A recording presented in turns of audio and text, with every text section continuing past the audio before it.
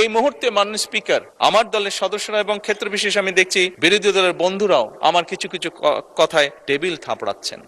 মাননীয় স্পিকার, এই যে চেয়ারটা আপনি দেখছেন, যেই চেয়ারে আমি এখানে বসছি আপনার সামনে মাননীয় স্পিকার, এই চেয়ারটি খুব কঠিন একটি চেয়ার মাননীয় স্পিকার।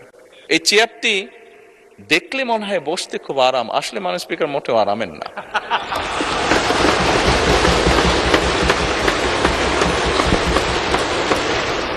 এই চেয়ারটিতে বসলে মাননীয় স্পিকার প্রতি মুহূর্তে মনে হয় যে আগুনে তপ্ত হিট আসছে মাননীয় স্পিকার। হাসার কিছু নেই, আমি যা ফিল করি আমি আপনাদেরকে তাই বলছি,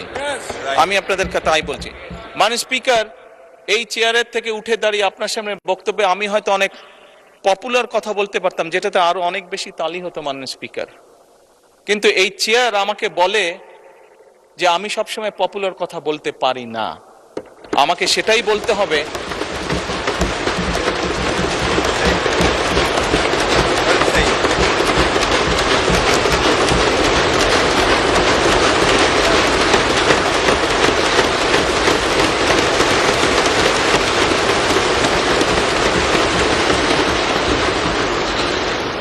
মাননীয় স্পিকার, একজন রাজনীতিবিদ হিসাবে আমারও তো ইচ্ছা করে পপুলার কথা বলতে, যাতে জোরে জোরে তালি পায়, কিন্তু এই চেয়ার প্রতি মুহূর্তে আমাকে স্মরণ করে দেয়, no, you have to take the right decision, not the popular decision.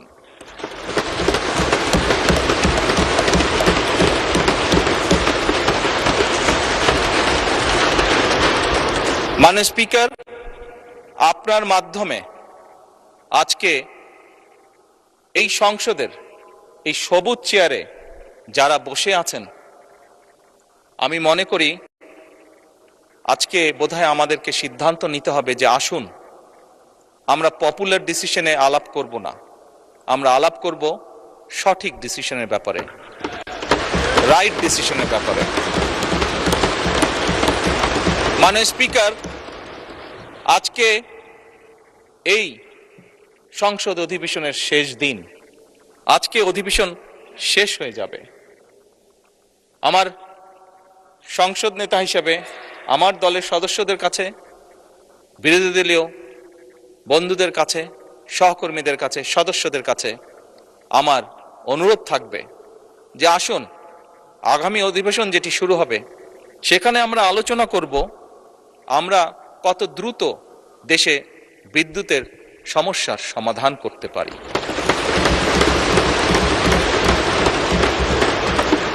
মাননীয় স্পিকার, আমরা আলাপ